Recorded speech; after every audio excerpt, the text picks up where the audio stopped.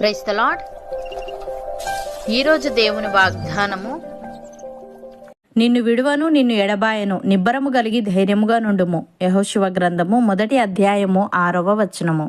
సహోదరి సహోదరులారా, దేవుడు యెహోషువకు ఈ మాటలు చెప్పినప్పుడు అతడు ఇజ్రాయేలీయులను వాగ్దాన దేశంలోకి నడిపించే కొత్త నాయకుడు. మోషే లాంటి గొప్ప నాయకుడి స్థానంలో నిలబడ్డం యెహోషువకు చాలా కష్టమైన పని. దేవుడు అతనికి ధైర్యం ఇచ్చి చెప్పాడు, నీవు ఒంటరివి కాదు, నేను నీతోనే ఉన్నాను, కాబట్టి భయపడక నిబ్బరము కలిగి ధైర్యముగా ఉండుము అని. ప్రియులారా, మనిషి జీవితంలో బాధ్యతలు, కష్టాలు, భయాలు తప్పనిసరిగా వస్తాయి. కొన్నిసార్లు మన ముందున్న పరిస్థితులు మన బలానికి మించినట్లుగా కనిపిస్తాయి. అప్పుడు మనసులో మొదట వచ్చే ప్రశ్న, నేను దీన్ని ఎదుర్కొనగలనా? నేను ఒంటరివాడిని కదా అని. అలాంటి సమయంలో దేవుడు తన ప్రజలకు ఇస్తున్న ఒక గొప్ప హామీ, నిన్ను విడువను, నిన్ను ఎడబాయను, నిబ్బరము కలిగి ధైర్యముగా నుండుము. ఇది కేవలం యెహోషువకు మాత్రమే కాదు, మనలో ప్రతి ఒక్కరికి వర్తించే వాక్యం. ఎందుకంటే మనుషులు విడిచిపెట్టినా దేవుడు విడవడు. మన బలహీనతలో ఆయన బలమిస్తాడు, మనం భయపడుతున్నప్పుడు ధైర్యం ఇస్తాడు. ఉదాహరణకు, దానియేలును సింహాల గుహలో వేశారు. ఒక క్షణం కూడా బయటపడే అవకాశం కనిపించలేదు. కానీ దేవుడు దానియేలును విడవలేదు, సింహాల నోళ్లు మూయించాడు. అలాగే షడ్రక్, మెషక్, అబేద్నెగో విగ్రహారాధన చేయలేదని వారిని అగ్నిలో పడవేశారు. కానీ దేవుడు 4వ వ్యక్తిగా అగ్నిలో వారితో కలిసి నడిచాడు. దేవుడు వారిని విడవకుండా అగ్నిలో కూడా తోడుగా ఉన్నాడు. ప్రియులారా, దేవుడు మన ప్రతి అడుగులో మనతో నడుస్తాడు, కాబట్టి మనం భయపడాల్సిన అవసరం లేదు.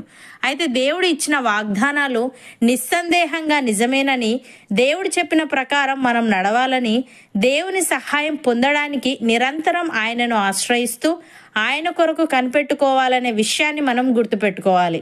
భక్తుడు ఈ విధంగా అంటున్నాడు, నా దేవా, నీ యందు నమ్మిక ఉంచి ఉన్నాను, నన్ను సిగ్గుపడనీయకుము, నా శత్రువులను నన్ను గూర్చి ఉత్సహింపనీయకుము. నీ కొరకు కనిపెట్టు వారిలో ఎవడునూ సిగ్గునొందడు, హేతువు లేకుండానే ద్రోహము చేయువారు సిగ్గునొందుదురు అని. ప్రియులారా, ప్రభు యొక్క మహాశక్తిని బట్టి ఆయన యందు బలవంతులయుండుడి. మీరు అపవాది తంత్రములను ఎదిరించుటకు శక్తిమంతులగునట్లు దేవుడిచ్చు సర్వాంగ కవచమును ధరించుకొనుడి.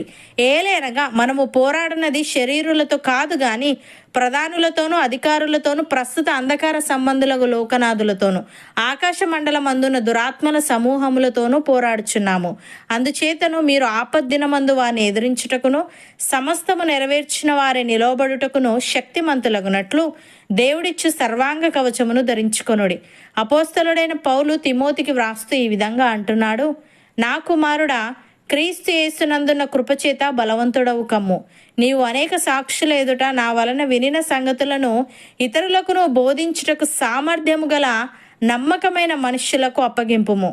క్రీస్తు యేసు యొక్క మంచి సైనికుని వలె నాతో కూడా శ్రమను అనుభవించుము. సైనికుడు ఎవడును యుద్ధమునకు పోవునప్పుడు తను దండులో చేర్చుకొనిన వానిని సంతోషపెట్టవలనని ఈ జీవన వ్యాపారములలో చిక్కుకొనడు. మరియు జట్టి అయిన వాడు పోరాడినప్పుడు నియమ ప్రకారము పోరాడకుంటే వానికి కిరీటము దొరకదు. పాటుపడిన వ్యవసాయకుడే మొదట ఫలములలో పాలు పుచ్చుకొనవలసిన వాడు. నేను చెప్పు మాటలు ఆలోచించుకొనుము, అన్ని విషయములందు ప్రభు నీకు వివేకం అనుగ్రహించును అని. సహోదరి సహోదరులారా, మెలకువగా ఉండుడి, విశ్వాసమందు నిలకడగా ఉండుడి, పౌరుషము గలవారై ఉండుడి, బలవంతులై ఉండుడి. మీరు చేయు కార్యములన్నీ ప్రేమతో చేయుడి. అవును అన్నవారు నాతో పాటు ప్రార్థనలో ఏకీభవించండి.